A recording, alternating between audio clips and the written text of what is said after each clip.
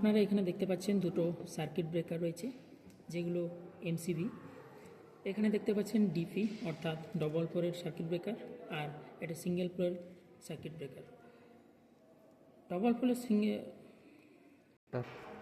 Double pole এমসিবিতে আমরা phase neutral দিই এবং আউটপুটে ফেজ নিউট্রাল পাই, কিন্তু সিঙ্গেল পোল এমসিবিতে আমরা শুধু ফেজ দিই এবং আউটপুটে আমরা ফেজ পাই।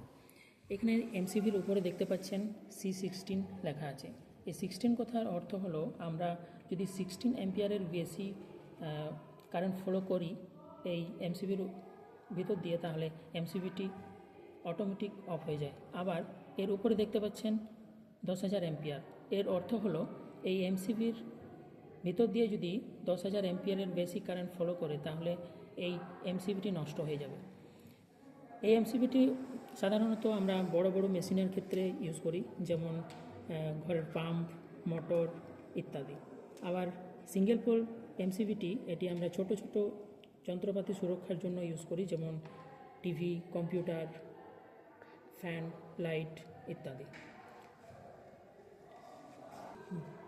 দেখুন এমসিবিটি আমি অন করছি, লাইটটি জ্বলে হচ্ছে এবং 16 অ্যাম্পিয়ারের বেশি কারেন্ট যদি ফলো হয় এই এমসিবিটি অটোমেটিক এইভাবে বন্ধ হয়ে যাবে।